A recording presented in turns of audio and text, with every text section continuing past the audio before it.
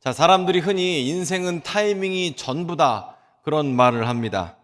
그래서 그 타이밍에 맞게 뭘 사고 파는 게 참 중요하죠.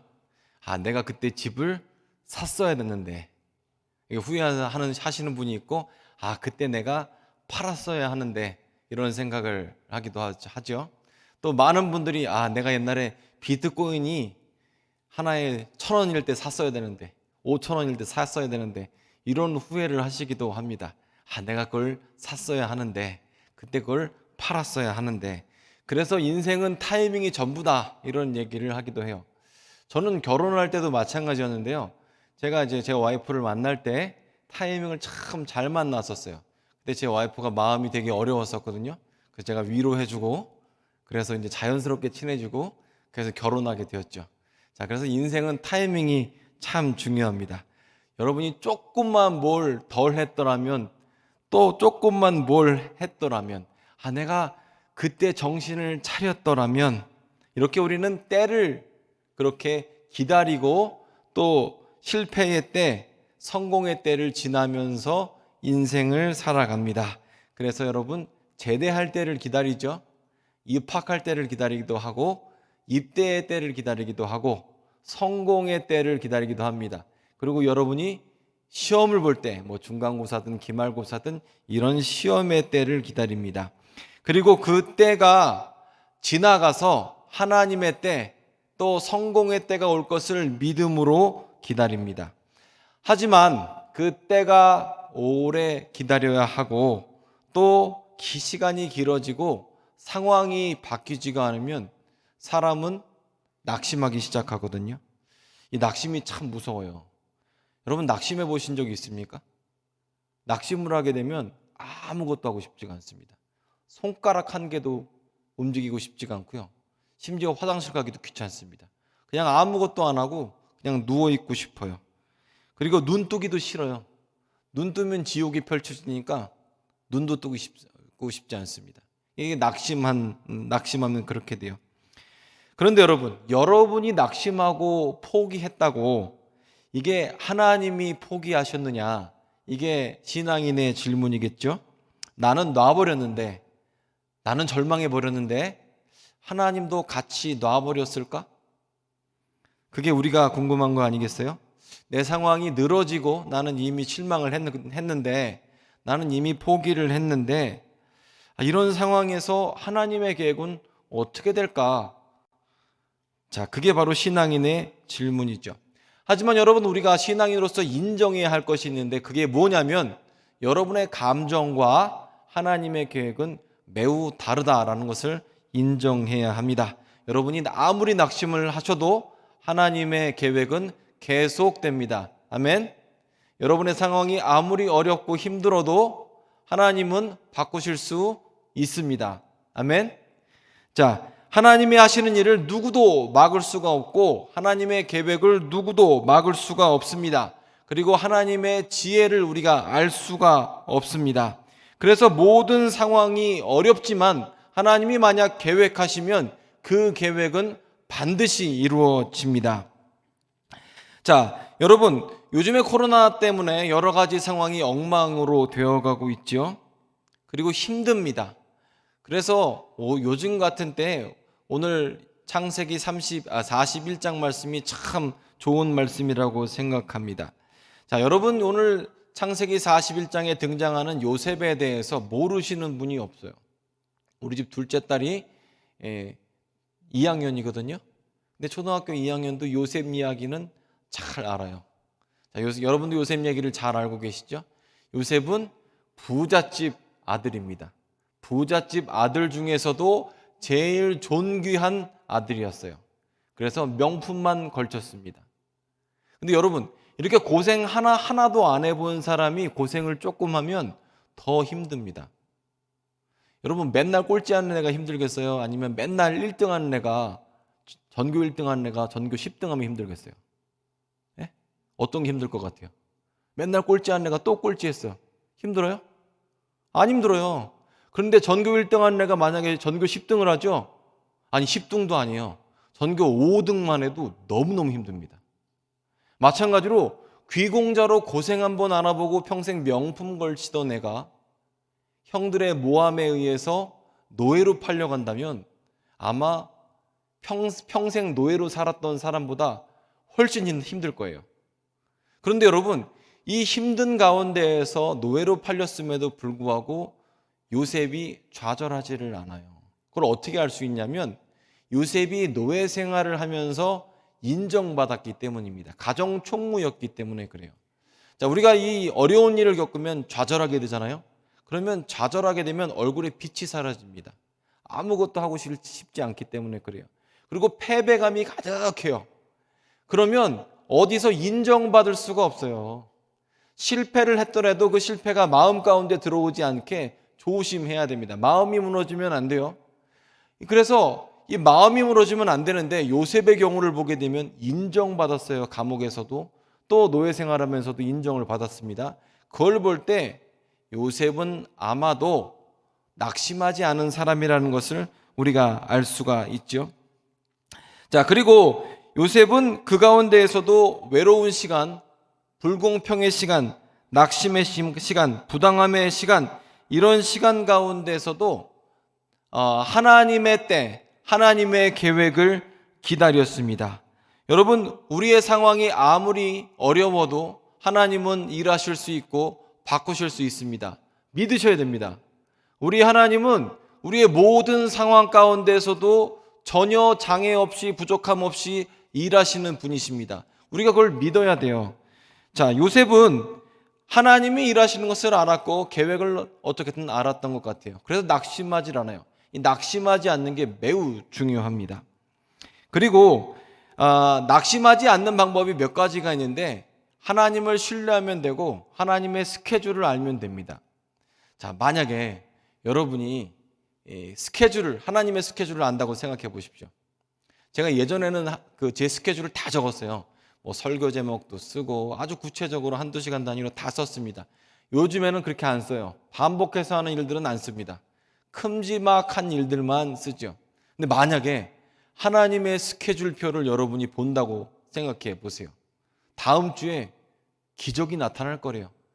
다다음 주에 좋은 일이 일어날 거래요. 내년에 무슨 일이 일어날 거래요. 그러면 우리가 낙심할 필요가 있습니까? 올해만 견디면 되는데 낙심할 필요가 없죠. 이번만 버티면 되는데 낙심하지 할 필요가 없죠. 내일 누구를 만나면 해결되는데 오늘 좌절할 필요가 없습니다. 때로는 이런 낙심 가운데 우리가 잠 못 자고 좌절하고 실망하고 법적인 문제, 돈 문제, 건강 문제, 또 관계 문제 때문에 힘듭니다. 하지만 내가 하나님의 스케줄표를 알고 있으면 흔들릴 이유가 하나도 없죠. 왜요? 하나님이 일하실 것을 알기 때문에, 그리고 하나님이 일하시면 모든 것이 바뀌는 것을 알기 때문이죠. 그리고 하나님의 계획을 누구도 막을 수 없는 것을 우리가 알기 때문입니다. 하나님의 치료의 시간이 지금 오고 있어요. 회복의 시간이 있어요. 그렇다고 하면 우리가 좌절할 이유가 없죠. 이전 영광보다 더 큰 영광이 우리에게 펼쳐질 것을 알고 있으면 좌절할 필요가 없어요. 지금이야 힘들지만 조금만 견디면 되는데 실망할 필요가 없죠. 자, 우리 하나님은요, 우리를 위한 준비를 하고 계십니다. 하나님은 좋은 하나님이시거든요. 자, 이 창세기 41장은요, 반전의 드라마입니다. 41장 전과 41장 후는 완전히 달라요. 요셉의 삶에서 40장 이전에는 감옥에 있었습니다. 포로였어요. 쇠사슬에 묶여 있었습니다. 하지만 41장 이후에는 요셉은 어떤 사람이 되죠? 바로 왕의 꿈을 해몽하며 총리가 되었어요. 바로 왕 밑에 직속으로 총리가 되어서 많은 사람들을 거느리는 사람이 되었습니다. 갑작스럽게 죄수에서 총리가 되었어요. 반전의 드라마가 펼쳐지게 되었습니다. 여러분, 우리 하나님은요, 때로 천천히 일하시기도 합니다. 느긋하게 일하시기도 해요. 천천히 여러분의 건강을 회복시키시기도 하고 천천히 여러분의 경제적인 부분을 만지시기도 합니다. 그런데 여러분, 때로는 우리 하나님은 갑작스럽게 일하시기도 하고 갑작스럽게 기적을 행하시기도 합니다. 여러분이 아무것도 안 하고 가만히 있는데 하나님의 때가 되어서 기적이 나타나기도 합니다. 좋은 일이 일어나기도 해요. 그런데 여러분, 성경에는 이런 인물들이 많죠. 여러분, 다윗을 한번 생각해 보십시오. 다윗 어때요? 다윗은 사울 왕을 피해서 목숨을 위해서 도망 다녔습니다. 그런데 갑작스럽게 사울 왕이 전쟁 나가서 죽었습니다. 그리고 갑작스럽게 다윗은 왕 자리를 차지하게 되죠. 갑자기 왕이 된 사람이 다윗이에요. 그전에는 목숨을 위해서 도망 다녔습니다. 여러분, 아브라함은 어떻습니까? 아브라함도 갑자기 아들을 얻었죠. 평생 아들이 없었어요. 갑자기 아들이 생겼습니다. 여러분, 신약 시대에 예수님을 만난 사람들은 어떻습니까? 갑자기 기적을 체험한 거예요. 평생 앞을 보지 못했습니다. 그런데 예수님을 만나자 갑자기 앞이 보였습니다. 평생 걷지 못했습니다. 예수님을 만나자 갑자기 걷게 되었습니다. 평생 악한 영에 눌리고 또 평생 병을 앓았는데 예수님을 만나자 갑자기 삶이 변했습니다. 그래서 여러분, 우리 하나님은요, 천천히도 일하시지만 갑자기도 일하십니다. 하나님은 갑자기 능력을 행하실 때가 있어요. 그래서 우리 하나님은 반전의 시간을 주시는 분이에요. 하나님의 때가 되면 반전이 일어나게 되는데 창세기 41장은 이 반전의 장입니다. 괴수로 있었던 사람이 갑자기 어느 날 총리가 되었습니다. 우리 하나님은요, 우리에게 반전의 시간을 주십니다. 왜냐하면 하나님은 일하시기 때문에 그래요. 우리 하나님은 좋은 하나님이십니다. 아멘. 우리 하나님은 좋은 하나님이세요. 가끔 어떤 분들을 만나면 하나님에 대한 이미지, 하나님에 대한 상이 별로 좋지를 못해요. 하나님은 좋은 하나님이 아니라고 얘기를 합니다. 그런데 그렇지 않아요, 여러분. 하나님은 좋은 하나님이십니다. 하나님은 우리를 위해 계획을 갖고 계시고 또 우리를 실망 상태에 내버려 두지를 않으십니다. 기적을 주십니다. 기회를 주십니다. 내 생각보다 더 좋은 일이 일어나게끔 하십니다. 고통이 끝나게 하십니다. 회복을 주십니다. 아멘. 우리를 온전하게 하십니다. 하나님은 우리를 향한 계획을 갖고 계시고 불공평의 시간, 또 이게 침묵의 시간을 끝나 사람들로부터 인정받게 하십니다. 어렵게 살다가 죽는 게 우리 운명이 아닙니다. 하나님의 때가 올 것이기 때문입니다. 그리고 하나님의 때에 하나님은 모든 것을 변화시키십니다. 자, 이 요셉을 보게 되면 창세기 41장에 완전히 변하거든요. 노예로 팔리고 또 보디발의 아내한테 억울한 일을 당하고 감옥에 가고 거기서 또 배신을 당하고 또 그런 과정이 오랫도록 지속되기 때문에 사람이 지치게 되거든요. 이 오랜 것, 이 오래도록 고통당하는 것만큼 사람이 괴로운 일이 없어요. 그런데 하나님께서 일하시면 반전의 때가 있는데 이 반전의 때를 준비하는 신앙인들은 어떻게 해야 할까요? 여러분이 하나님의 반전, 하나님의 기적, 하나님의 능력을 기다리고 계시다면 우리는 어떻게 준비해야 하겠습니까? 사람들은요, 이 다른 사람을 평가할 때 어떤 걸로 평가를 할까요? 뭘로 평가를 해요? 이쁘냐? 그런 걸 평가하죠. 잘생겼냐? 아니에요? 우리 와이프는 저보고 맨날 난 잘생긴 남자랑 살고 싶다 늘 얘기를 하는데 잘생긴 게 중요하더라고 보니까. 예? 그리고 성경에 보니까 요셉이 어때요? 잘생겼어요. 잘생긴 건 중요한 겁니다. 저도 많이 깊이 회개해야 되는데 그전 우리 엄마 아버지가 회개를 해야 될 것 같지만 어쨌건 자, 잘생긴 게 외모로 사람들을 평가합니다. 또 뭘로 평가를 해요? 재산으로 평가를 하죠. 또 뭘로 평가해요? 자격증으로 평가를 하고 또 직업으로 평가를 하고 타고 있는 차로 평가를 하죠. 재산이나 부동산 이런 걸로 평가를 하고 지금 현역이냐 아니냐로 평가를 하기도 합니다. 그리고 이런 기준으로 남을 평가하는 게 아니라 또 나 자신을 평가를 해요. 그래서 힘이 들죠.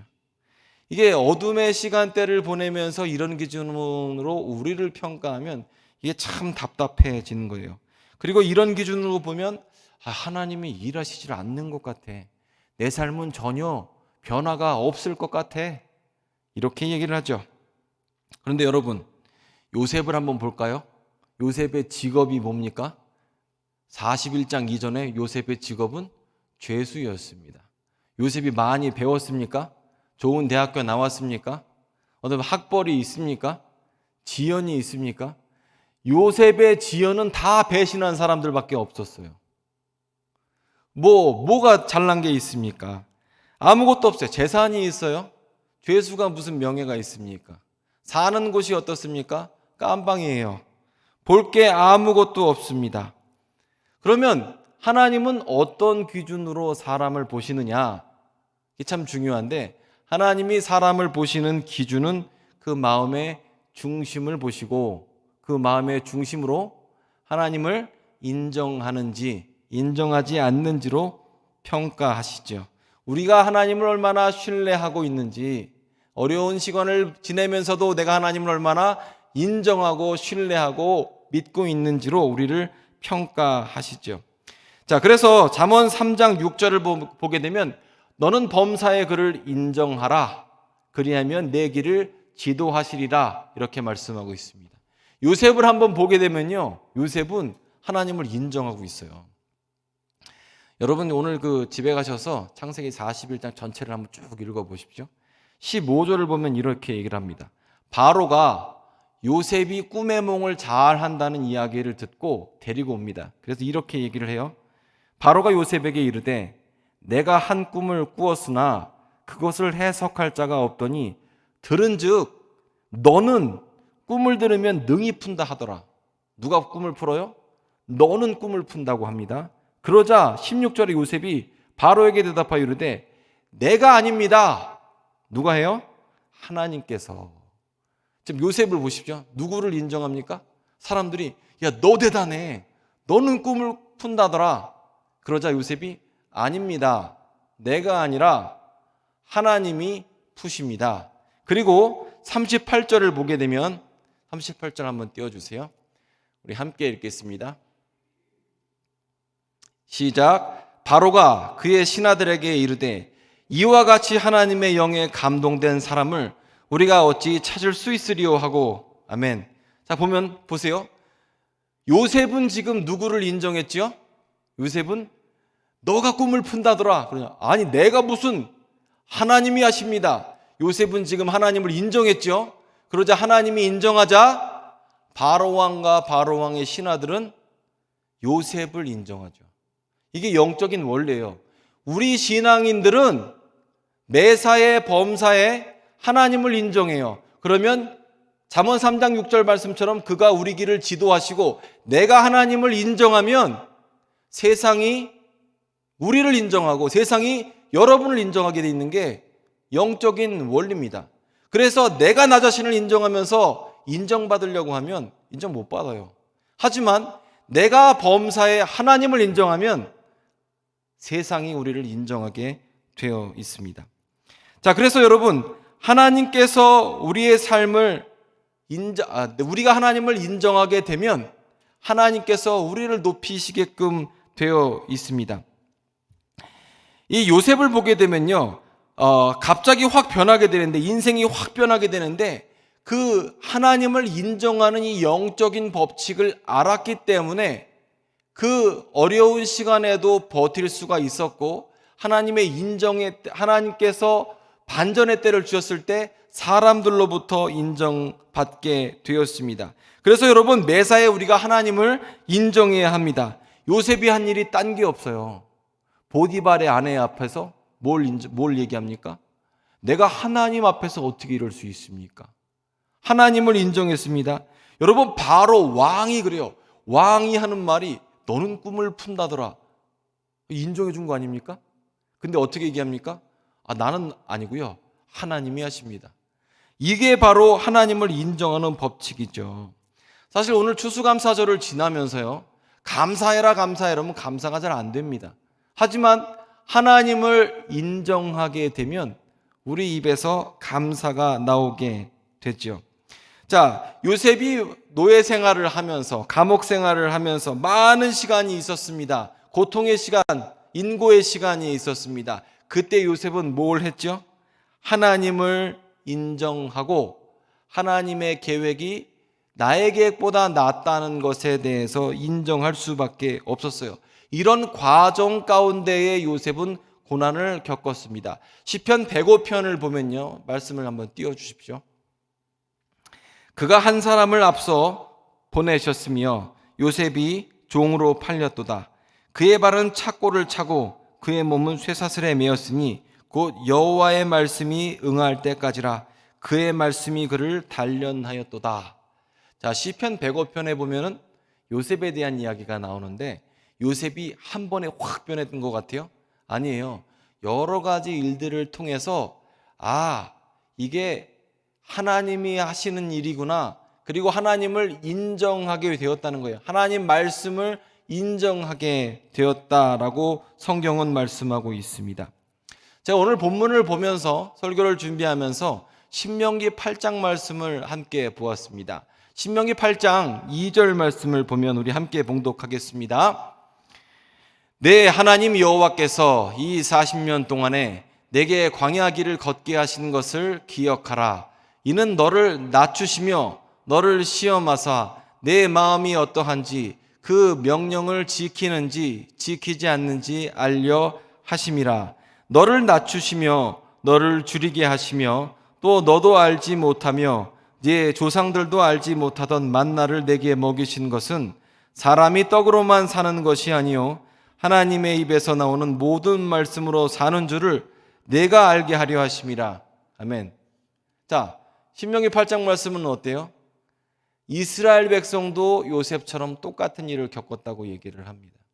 이스라엘 백성이 줄이게 되고 목마르게 되고 힘들었던 이 모든 과정을 통해서 사람이 떡으로 사는 게 아니라, 사람이 내 계획으로 사는 게 아니라, 사람이 내 지연, 학연, 혈연으로 사는 게 아니라 하나님의 능력으로 사는 줄, 하나님의 말씀으로 사는 줄 알게 하시기 위해서 이렇게 하셨다라고 말씀하고 있어요.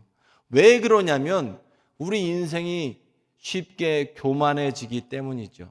신명기 8장 12절을 보게 되면 우리하고 똑같은 얘기가 나옵니다. 자, 12절부터 보면 내가 먹어서 배부르고 아름다운 집을 짓고 거주하게 되며 또 내 소와 양이 번성하며 내 은금이 증식되며 내 소유가 다 풍부하게 될 때에 내 마음이 교만하여 내 하나님 여호와를 잊어버릴까 염려하노라. 여호와는 너를 애굽 땅 종되었던 집에서 이끌어내셨다라고 말씀하죠. 우리는 조금만 잘 돼도 내가 그랬다라고 얘기를 해요. 하지만 여러분, 요셉은 어떻습니까? 범사의 하나님을 인정하는 거예요. 야, 너 참 대단하다, 너 능력 있다 라고 말할 때 그 순간에 어떻게 고백해요? 내가 아닙니다, 하나님이십니다. 그렇게 범사의 하나님을 인정하자 세상이 요셉을 주목하고 인정하게 됐죠. 그 동일한 하나님을 우리가 섬기고 있습니다. 여러분 삶에서 여러분이 세상에서 주목받을 때에 하나님께 영광을 돌리십시오. 하나님을 인정하십시오. 감사드리십시오. 그러면 내가 하나님을 쳐다보고 있으면 세상이 여러분을 주목할 수밖에 없어요. 자, 바로 왕도 인정할 수밖에 없었습니다. 근데 여기서 참 중요한 게 유혹에 넘어가기가 쉬워요. 너 참 잘한다, 너 대단하다 라고 말할 때 우리는 거기에 대해서 뭘 이런 걸 다 라고 하면서 스스로 그 영광과 존귀를 받게 되거든요. 그런데 그렇게 하면 안 됩니다. 그 유혹에 넘어가면 안 돼요. 하나님께 영광을 돌려야 합니다. 그런데 여러분, 여기 중요한 두 번째 영적 진리가 있는데, 하나님을 인정하는 게 무엇이냐면 그게 바로 성령 충만한 상태입니다. 그래서 38절을 보게 되면 그 바로가 그의 신하들에게 이르되 이와 같이 하나님의 영에 감동된 사람을 우리가 어찌 찾으리요. 내가 하나님을 인정하게 되면 그가 우리를 지도하신다라고 잠언에서 나오는데, 내가 하나님을 인정한다는 것은 세상 사람들이 볼 때, 바로 왕이 볼 때, 신하들이 볼 때 하나님의 영에 감동된 사람이다 라는 거예요. 그렇지 않습니까? 여러분이 여러분 지혜대로 행할 땐 여러분은 성령 충만한 사람이 아니에요. 하지만 내 지혜를 내려놓고, 내 상처를 내려놓고, 여러분의 경험과 지혜를 내려놓고 하나님을 인정하게 되면 그게 바로 하나님의 영에 감동된 상태다라는 거죠. 자, 어마어마한 일들, 아픈 일들이 많았습니다. 그런데 한 걸음 한 걸음 돌이켜 보니까 매사에 한 걸음 한 걸음 하나님을 인정하니 그게 다 보니까 하나님의 역사였죠. 여러분이 실패하고 낙심하고 좌절될 때는 한 걸음이 힘들어요. 정말 한 걸음이 안 걸어지죠.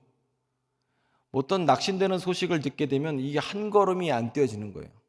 그런데 여러분, 그 한 걸음 한 걸음을 매사에 하나님이 계시다, 하나님의 계획이 있다, 나에게 반전이 있다라고 하면서 하나님을 신뢰하는 것, 한 걸음 한 걸음 하나님을 인정하는 것, 그게 바로 우리의 자세다, 하나님이 기대하시는 우리의 자세다라는 것을 알 수가 있습니다.